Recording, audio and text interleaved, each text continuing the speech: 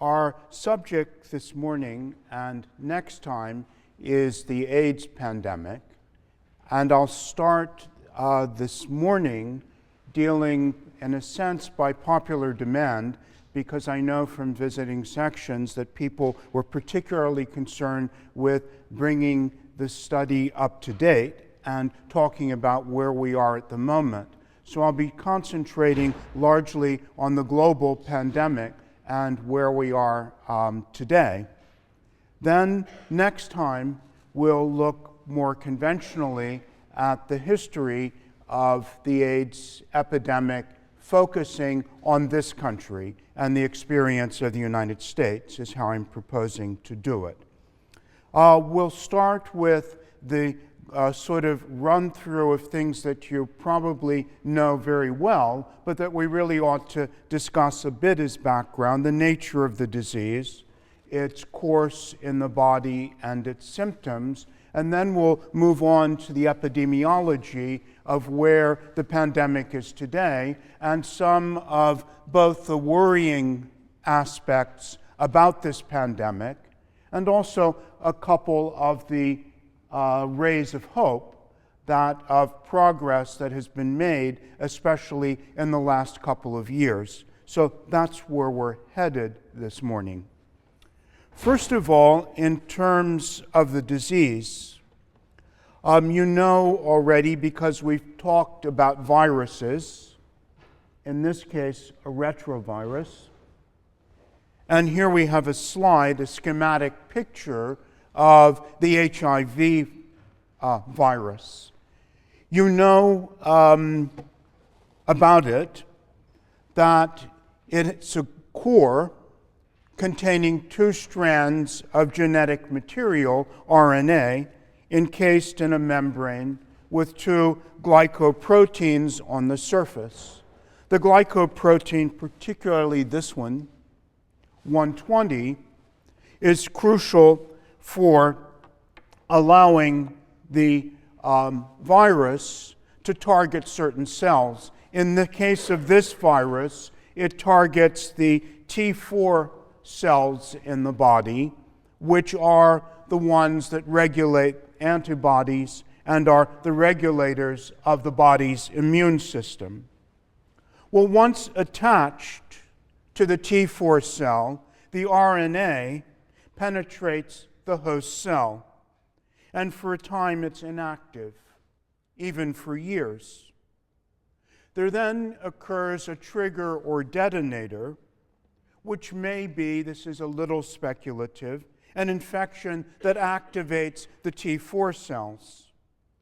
And then the RNA is converted into DNA that penetrates the chromosomes of the host cell and turns it into a factory for the reproduction of the virus and the killing of the cell.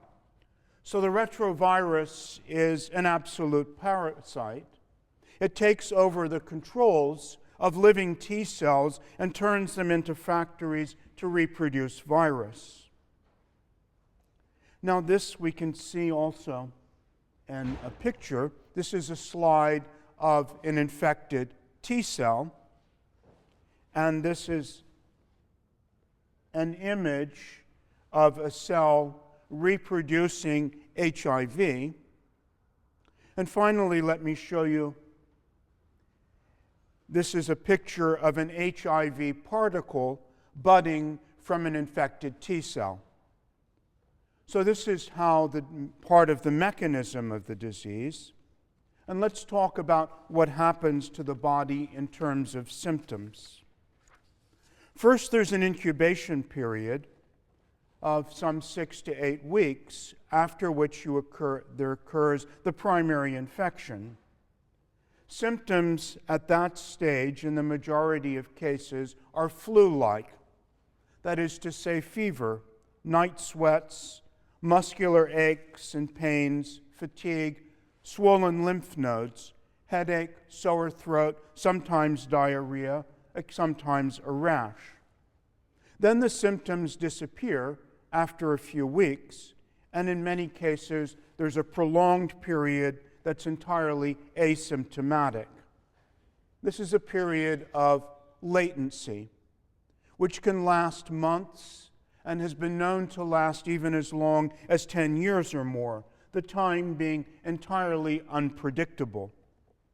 But during this period, the virus continues to multiply and destroy the cells of the immune system.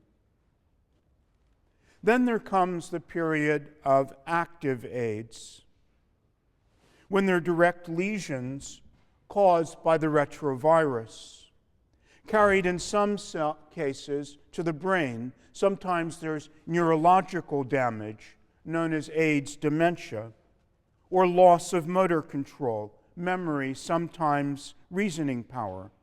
But the characteristic, as you know, of AIDS, different from most infections, is that it's not the symptoms that it causes itself, but rather its ability to give rise to opportunistic infections by switching off the body's immune system, making it vulnerable to an exotic variety of infections that the body is unable to fight. This is immunosuppression.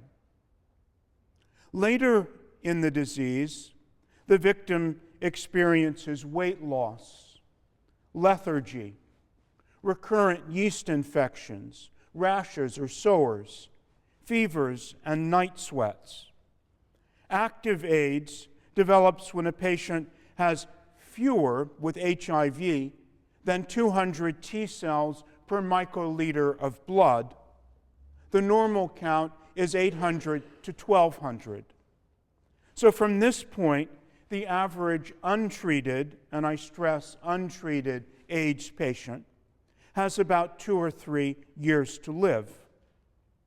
Sometimes other symptoms develop: difficulty in swallowing, loss of memory, cough, shortness of breath, sometimes seizure, nausea, or impaired vision. But death is usually caused by a whole array of opportunistic infections with names familiar to you, like candidiasis, pneumocystis carinii pneumonia, Kaposi's sarcoma, cytomegalovirus, cryptococcal meningitis, but above all, tuberculosis, which is the most important of the opportunistic infections of AIDS, and globally at least, the most common immediate cause of death. So note this characteristic of AIDS. Its course is not just the direct result of the virus itself on the body, but those pathologies, which are substratum, are combined with those of a series of other diseases superimposed on the AIDS virus because of the progressive destruction of the immune system. And note how well adapted the virus is to its ecological niche in the human population. It's a lethal disease, but one that avoids killing its host too quickly. A major evolutionary advantage begins with a lengthy asymptomatic latent period, as HIV, when it's contagious, but the infected patient almost certainly doesn't know that he or she harbors the virus in his or her body. And then full-blown AIDS can last for long years, while again, the patient remains infective. Well, what about transmission? Transmission can occur in a variety of ways. As you know, it's transmitted sexually. Everyone knows that. We need to remember there was a myth about AIDS in the outset in this country in the 80s, that it was a gay plague, that it spread homosexually. And you all know about the moral majority and Reverend Jerry Falwell, who welcomed AIDS as God's sword to destroy homosexuality. Apart from blasphemy and the arrogance of the claim to know God's will, what's most striking about Falwell's comment is his complete ignorance of the facts of epidemiology. The virus is present in bodily fluids: blood, semen, vaginal secretions, breast milk. So one means is certainly sexual intercourse, especially intercourse involving an infected partner where there are lesions that allow the virus to penetrate the skin and enter the bloodstream. Hence, sex, heterosexual or homosexual, where there's a pre-existing venereal infection such as herpes, is particularly dangerous, or sex that causes abrasions such as anal intercourse. So the risk factor is not homosexuality, but promiscuity, by which I would define as sex outside the context of a loving relationship, whether heterosexual or homosexual. In Africa today, it has been established epidemiologically that multiple partner sex behaviors account for 2/3 of all new infections. But AIDS can be transmitted in other ways, despite what Jerry Falwell said. It can be transmitted through the blood by shared needles and syringes, for example. Needles that haven't been sterilized, but are shared. One thinks of injecting drug users. One can think also of patients in resource-poor health systems in which needles are scarce and not routinely sterilized. One can think also of unsafe blood supplies, blood that isn't screened and is supplied to people by people who are remunerated, thereby making every transfusion a risk for HIV transmission, for patients who have surgery, or for hemophiliacs. Another factor, of course, is the sex industry, where the disease spreads rampantly among sex workers and their clients. And then there's vertical transmission, a real shock to Jerry Falwell. The disease can be transmitted transplacentally from mother to fetus, or from mother to infant via breast milk. This is one of the drivers of the present-day pandemic. In 2008, the latest statistics, children constituted just under 20% of all new infections, and nearly the same percentage of AIDS-related mortality. Well, what about the epidemiology of this pandemic? We're now a quarter of a century into the global AIDS epidemic. And I would argue that AIDS is a good example of one of the themes with which we began our course, whether epidemic diseases are part of the big picture of history. And I would argue that you wouldn't be able in the future to write the history of the late 20th and 21st centuries without devoting an ample space to the AIDS pandemic and its consequences. From the standpoint of the industrial world, Western Europe, North America, some people have a comforting illusion that the emergency's been controlled for a couple of reasons. One is the fact that the number of cases in the developed world has leveled off, except that in the last few years there have been some troubling signs, including right here in the United States. And secondly, there's been the development of expensive drug cocktails that have reduced mortality significantly, with many patients experiencing the disease as a chronic illness. But we need to be very careful about complacency. And there are only 7 countries in the world that have more cases of HIV infection than the United States. In 2006, there were 1.2 million people living with HIV in the United States, and the number is not declining at all. Furthermore, we need to remember that living with HIV as a chronic disease is itself enormously problematic. It means an expensive and complicated regimen of pills.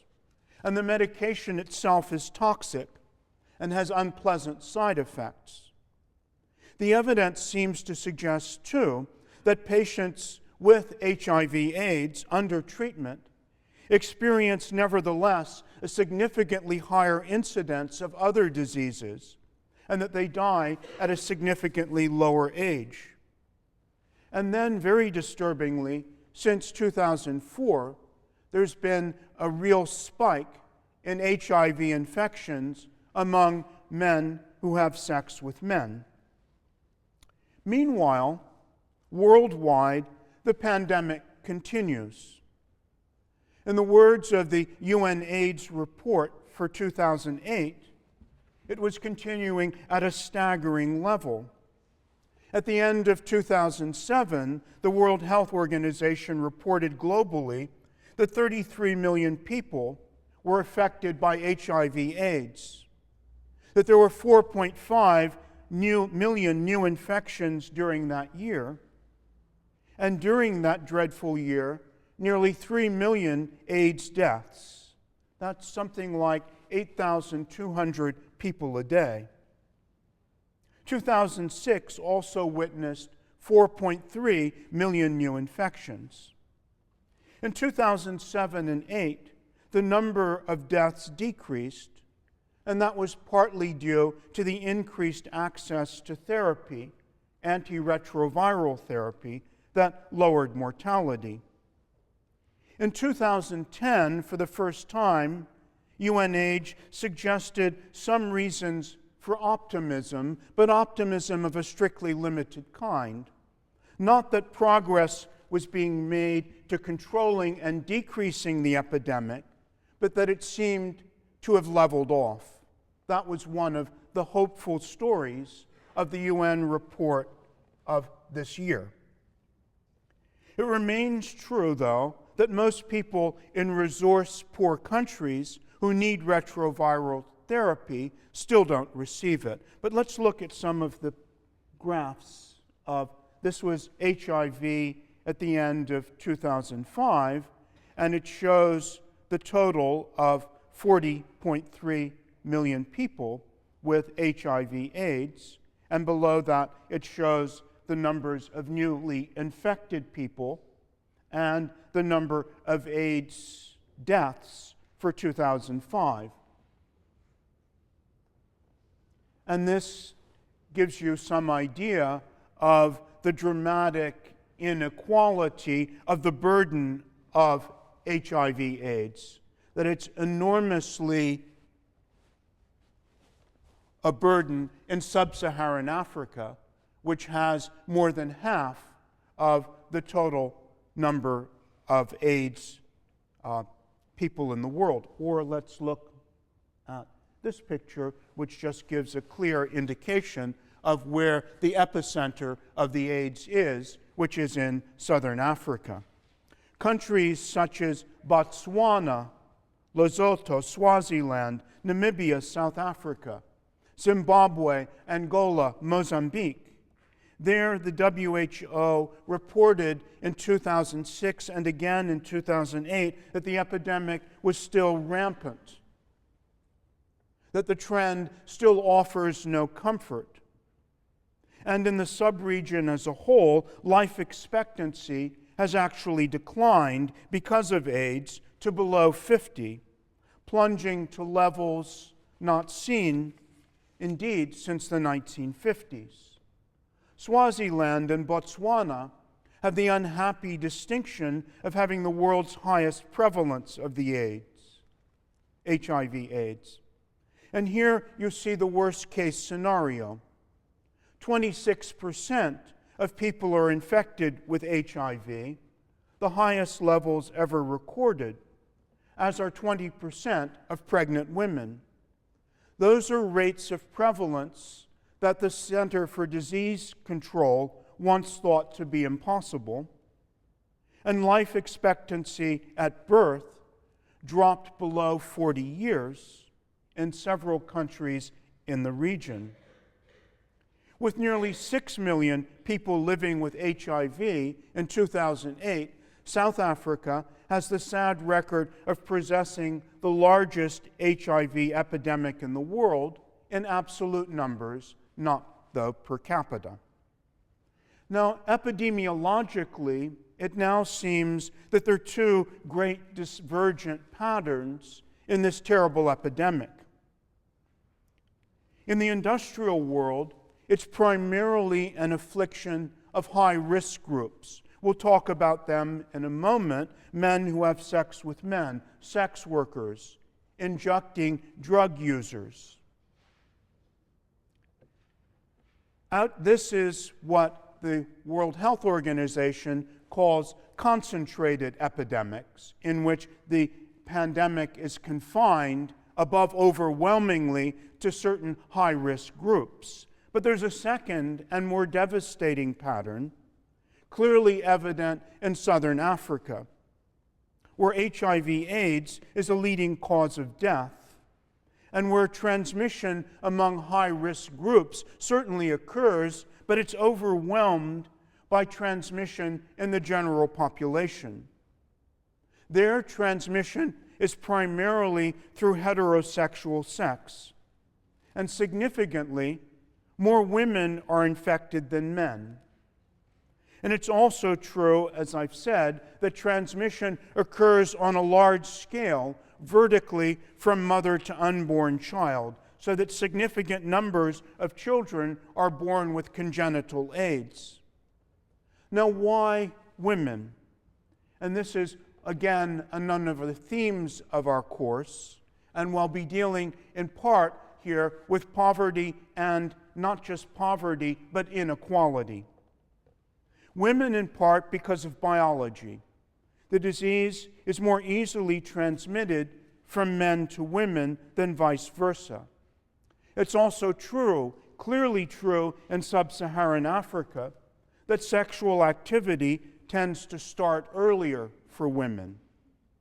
Young women in many parts of sub-Saharan Africa also frequently have sex with much older partners.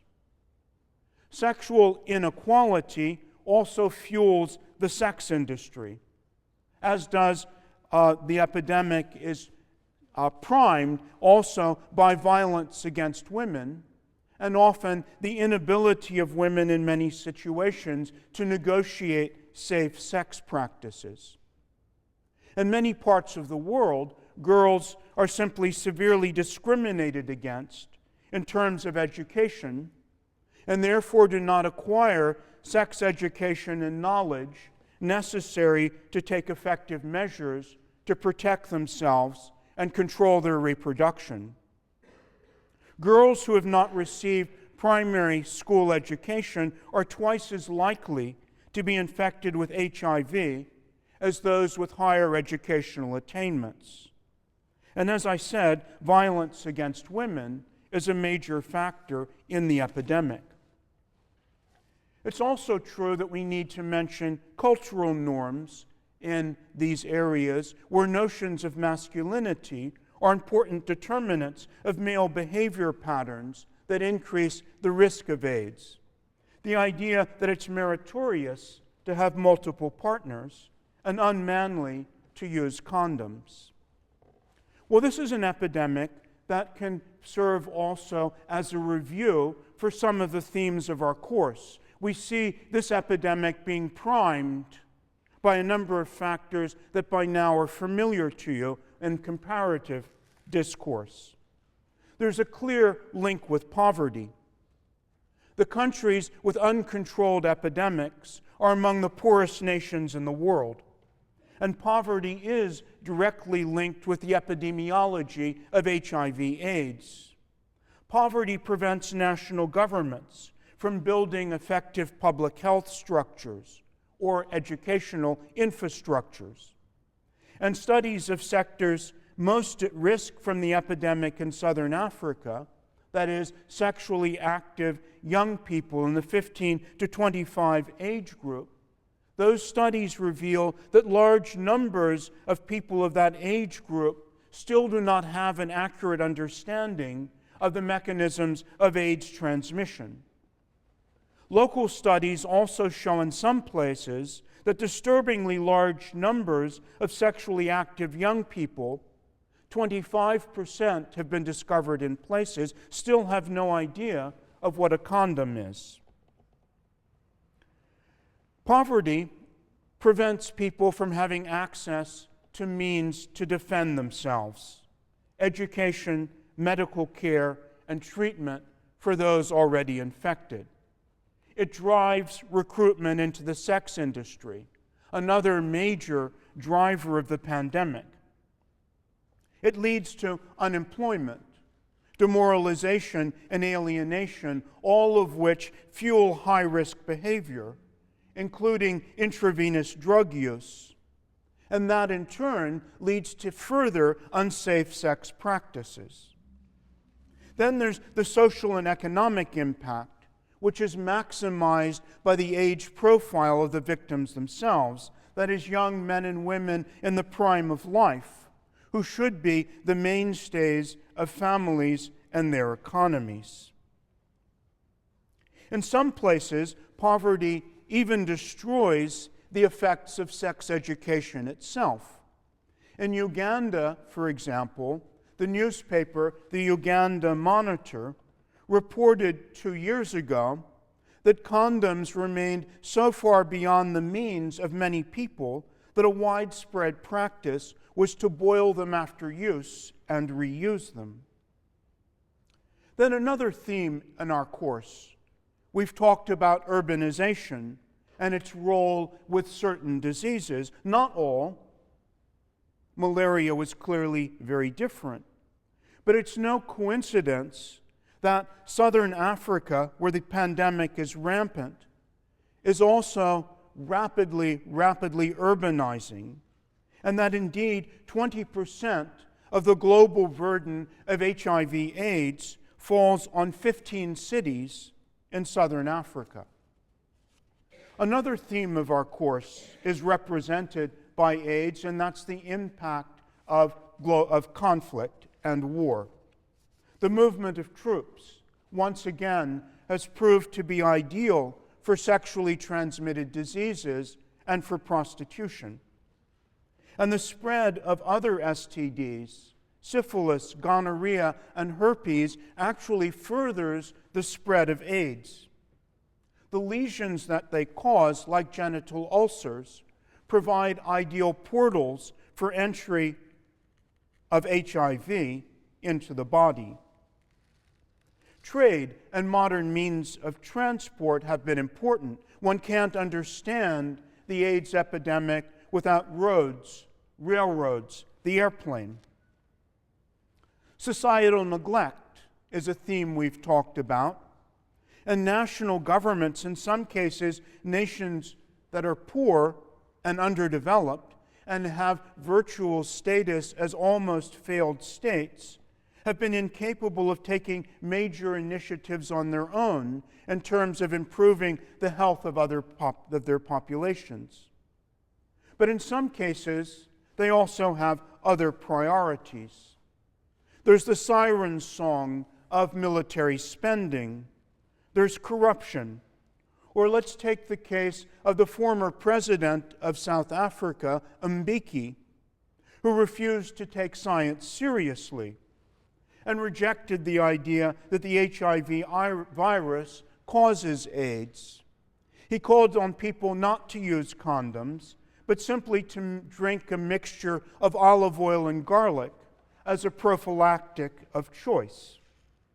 So there's been a current of AIDS dissidents who reject the link between the virus and the disease. Fortunately, that situation has changed. Then there's stigmatization, which is a cause of the spread of the epidemic. It causes people at risk not to seek medical attention, and that in turn undermines surveillance and active understanding of the epidemiology of the disease. And the inequality of women who are stigmatized has a number of structural consequences, that is, in terms of inheritance laws that disenfranchise them, unequal jobs in the economy, violence, early sexual debut, and large spread practices of what UNAIDS calls transactional sex. In Kenya, for example, teenage girls are 3 times more likely to be infected with HIV than boys of the same age. And the differential, instead of decreasing, increases with age. There is also the displacement of people. And HIV/AIDS thrives on migrant labor, on disrupted families, on refugee status, and in industries where migrants live, for example, among minors, in compounds at vast distances from their homes and families, a situation that leads to the thriving of commercial sex. Mobile populations are at high risk of infection. And then one of the vicious factors of HIV/AIDS is the burden of the disease itself, which causes the burden of poverty to increase, and poverty furthers the epidemic. So AIDS then leads to a vicious downward spiral in which poverty creates favorable conditions for AIDS, AIDS breeds poverty, and so on. In the words of the UN AIDS report for 2008, HIV causes a greater loss of productivity than any other disease and is likely to push an additional 6 million households into poverty by 2015. HIV has inflicted the single greatest reversal in human development in modern history. That was the UN report. And then there is superinfection, that is, multiple infections with different strains of AIDS. And one of the most tragic factors of all is the phenomenon of AIDS orphans. The WHO reports staggering numbers of them. It terms it a crisis of gargantuan proportions. Already in sub-Saharan Africa, 11 million children under 15 are orphans, a number that's expected, given current and projected prevalence of HIV infection, to reach the staggering figure of 25 million in a few years. In worst affected cases, it could be, if this actually materializes, that 1 child in 5 could be an AIDS orphan. Well, what are the effects of this dreadful pandemic on societies? Again, we see that this functions almost as a review of themes of our course. Clearly, no one would be able to write the history of the present moment in Southern Africa without giving a central place to HIV/AIDS. HIV/AIDS prevents education and literacy. At the heart of the epidemic in Botswana is the fact that the disease kills teachers more rapidly than they can be replaced. That poor families with a member ill from AIDS can't afford to send children to school. The fact that it destroys healthcare systems. In many countries in Southern Africa, 50% of all hospitalizations are due to HIV/AIDS, and nearly all other healthcare interventions and programs have therefore been erased or radically downscaled. It destroys productivity and creates a crippling burden of disease, destroys families and communities, thereby trapping whole countries in underdevelopment and international dependency. It destroys civil society and undermines democracy. It's a substratum for a lethal epidemic that follows in its wake, the reemergence of tuberculosis, the classic opportunistic infection complicating HIV/AIDS. And TB is rising at a rate of 6% per annum in southern Africa, where 2 million cases of TB are diagnosed a year. Businesses find that they're crippled. There are high rates of absenteeism.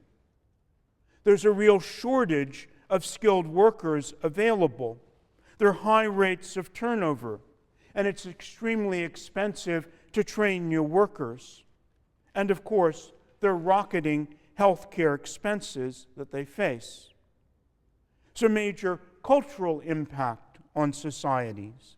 Clearly, this undermines any confident sense that a society is protecting one. There's a demographic impact.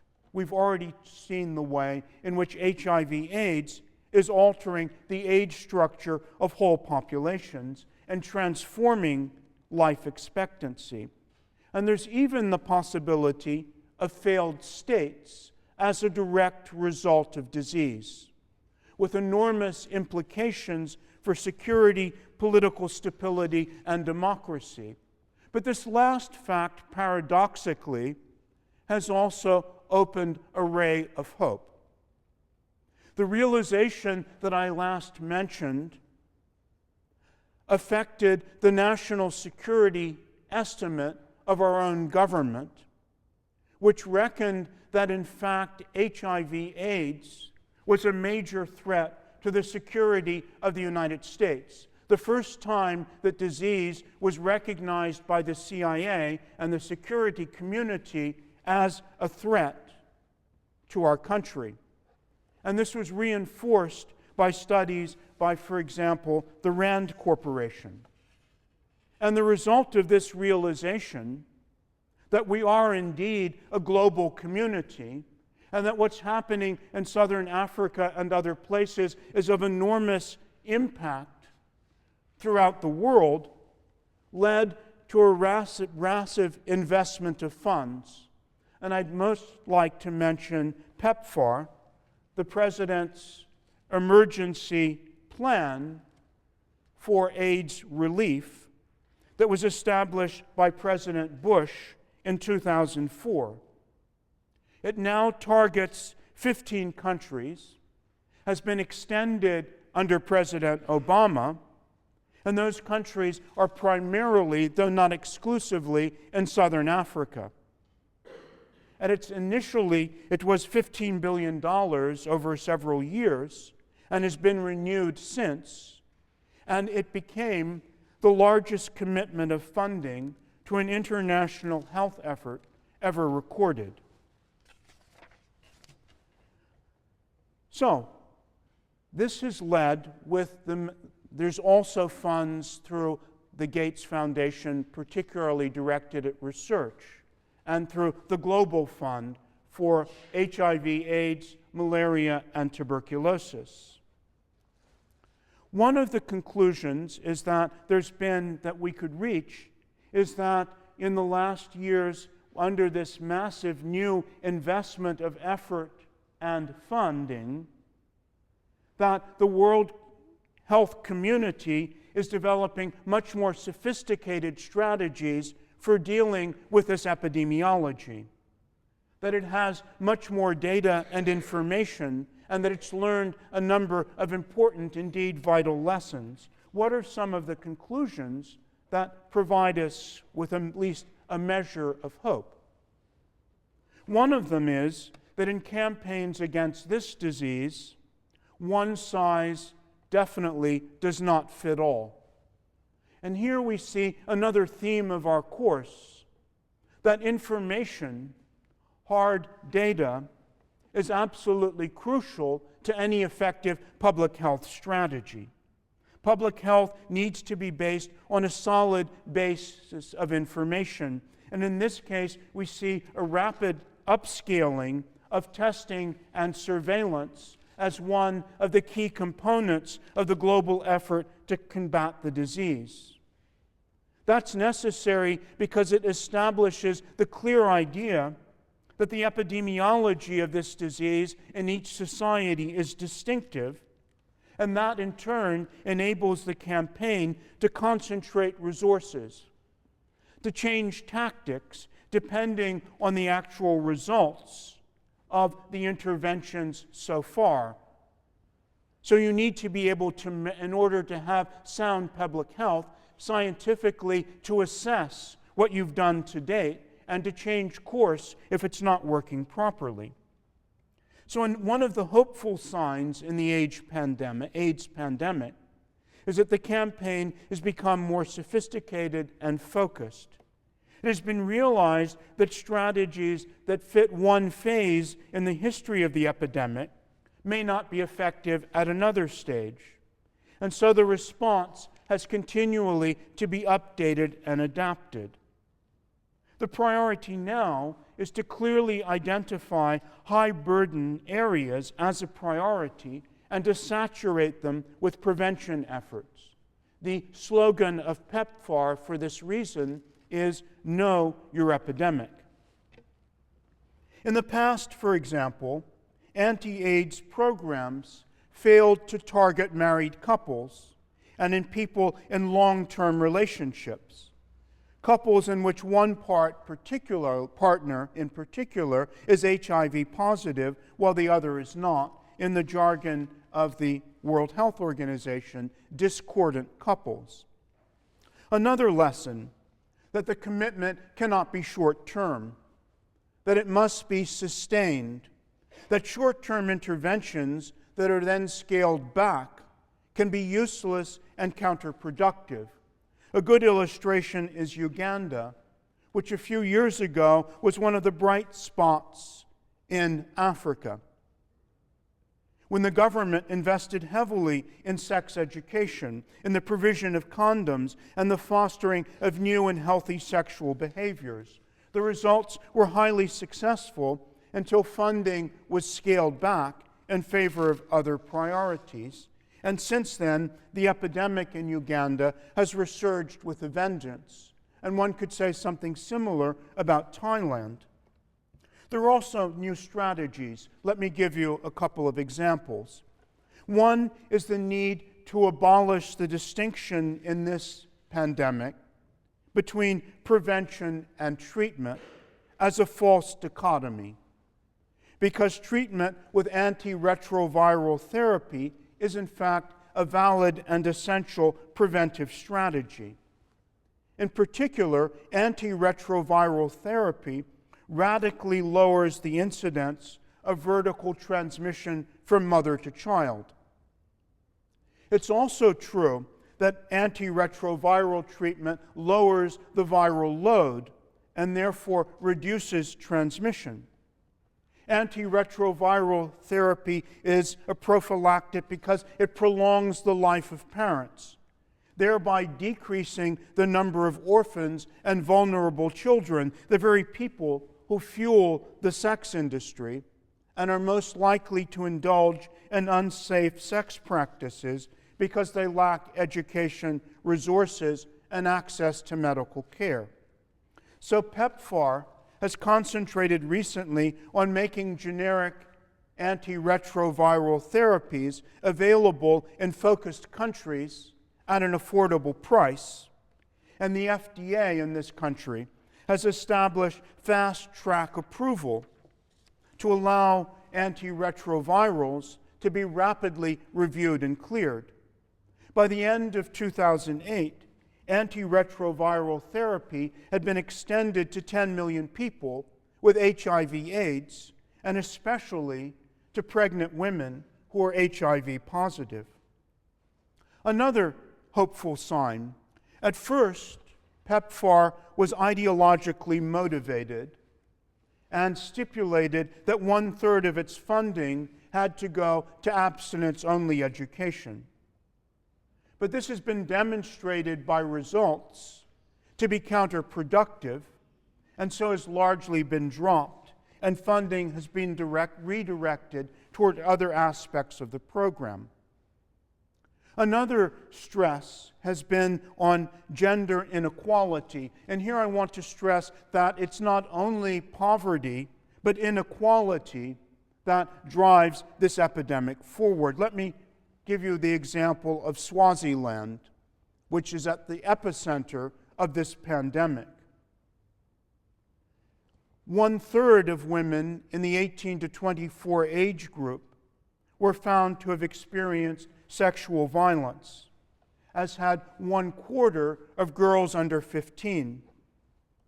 So providing education and re-education, stressing the dangers of power differentials and intimate relationships has been important in demonstrating the devastating consequences of sexual entitlement, and also offering adolescent women vocational training so that they would have the skills necessary in the marketplace and hence the economic independence that was a major determinant of public health. Until recent years, HIV/AIDS programs avoided what might be called socioeconomic and cultural determinants of the pandemic, concentrating on generic awareness, but not confronting the specifics of local situations that fuel the epidemic. Let me give you an example of targeting specific high-burden groups and areas.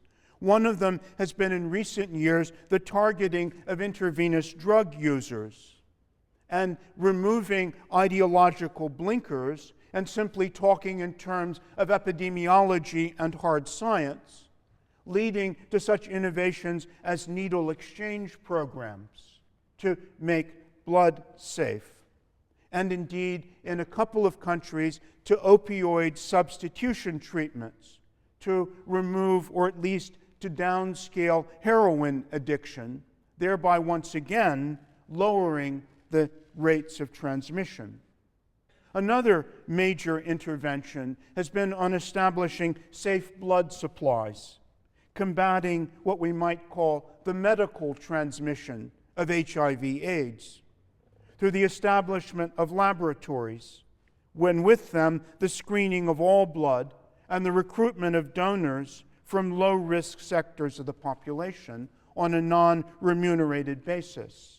Or there's been the awareness of the utility of male circumcision as a prophylactic measure in this pandemic. Let me then just contrast the situation in sub-Saharan Africa, where the epidemic is in the population, the general population, with a couple of other worrying places in the world. And I'll end then on a slightly more somber note. Some places that are currently sources of concern outside of Africa. There's Eastern Europe and the former areas of the Soviet Union, where UNAIDS has talked about an emerging epidemic, unlike that of Southern Africa. The epidemic has a different profile. It's a concentrated epidemic, showing prevalence among high-risk groups like intravenous drug users. In St. Petersburg, 30% of intravenous drug users are under 19 years of age, and the sharing of needles is the norm. And it's also driven by the sex industry and by the collapse of the healthcare system, and fueled also by some religious attitudes which scorn sex education and the use of condoms, or devote resources to a practice of abstinence education which has demonstrably not worked. Or there's East Asia and the Pacific, again, instructing drug use, sex industry, low condom use, and sexual tourism, all of these being risk factors that are cumulative. And I'll conclude just with a couple of worrying points about our own country. The outbreak began in the 80s, as far as we know, peaked around 1993, and then declined steeply until approximately the year 2001, since which time there's been an upturn, and a surprising degree of misinformation has abounded. New infections, we can see, demonstrate that the epidemic has been transformed. And the epidemic in the United States is totally unlike what's happening in southern Africa. New infections are overwhelmingly among men. 718,000 males affected and 160,000 women. And it tends to be among concentrated groups: men who have sex with men, drug users, and ethnic minorities, African Americans, who have half of the new cases in the last few years, and Hispanics. A transformation occurred. AIDS in the 1980s was primarily a disease among the white population. It has since declined among whites and spread disturbingly among minorities, African Americans, Hispanics, and Asians. So at that point, I'll refer you to Wednesday when we'll talk about the United States in greater detail. And I just conclude, since I've run out of time, by saying that the pandemic at the moment is extremely active. The most hopeful thing I could say to you is not that it's being controlled, but that it seems to be globally stabilized. But there are a number of really worrying places in the world and some very worrying developments.